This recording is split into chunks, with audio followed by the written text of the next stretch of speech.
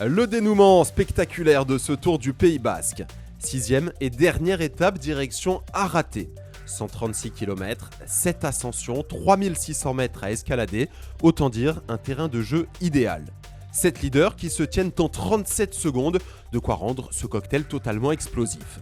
Une douzaine de coureurs anticipent la grande bagarre, mais les premières ascensions font l'écrémage. Au moment des premières images, ils ne sont plus que 3 à l'avant. Tony Galopin, le français, accompagné de Davide Formolo et Nelson Oliveira. Derrière, c'est les Ineos qui font la poursuite pour favoriser Daniel Felipe Martinez, deuxième du classement général à 2 petites secondes de Remco Evenepoel. L'ascension de Krabelin, 4 km à 10,5%, et la première banderille posée par Primoz Roglic qui se découvre très loin de l'arrivée et fait exploser le groupe des favoris. Sont portés disparus Julien Alaphilippe, Adam Yates, David Gaudu ou encore Rigoberto Urán.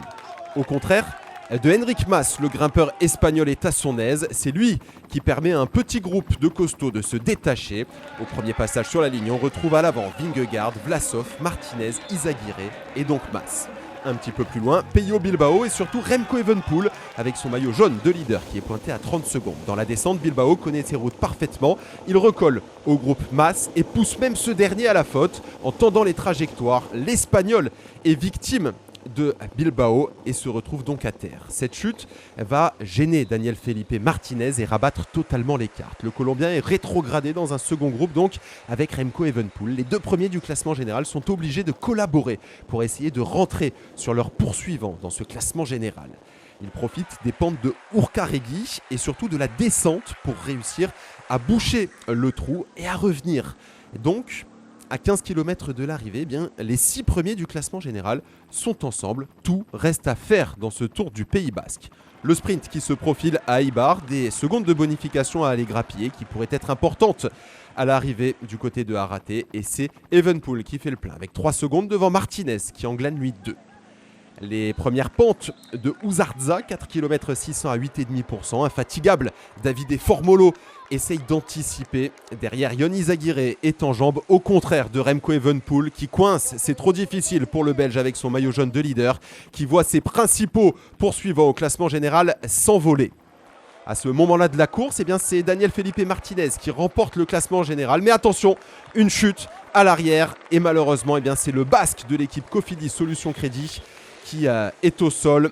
Et Ion Izagirre qui semblait pourtant en bonne forme. Il est obligé de se lancer dans une course-poursuite parce que devant, eh bien, Daniel Felipe Martinez est en train d'aller remporter ce Tour du Pays Basque, accompagné de Vlasov et Vingegaard pour le podium. Mais Izagirre est très très fort et parvient à rentrer, tout comme Marc Soler. Marc Soler justement, le Catalan qui lance le sprint à 1 km de l'arrivée. Mais Ion Izagirre connaît parfaitement ses routes et il est à la corde, à 100 mètres de l'arrivée.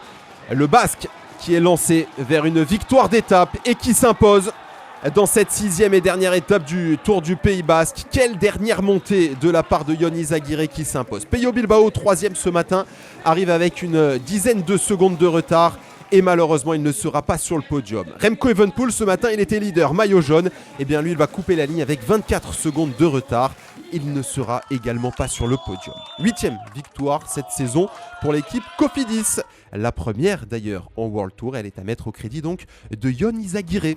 Le Basque qui s'impose dans cette étape, il devance Alexander Vlasov qui vient grappiller quelques petites secondes, souvent placé, jamais vainqueur cette semaine, le Russe. Au contraire de Daniel Felipe Martinez qui a connu une superbe semaine et après une étape brutale, eh bien il parvient à remporter sa 2e course par étape depuis le début de sa carrière. Lui qui s'était imposé du côté du Critérium du Dauphiné, c'était en 2020.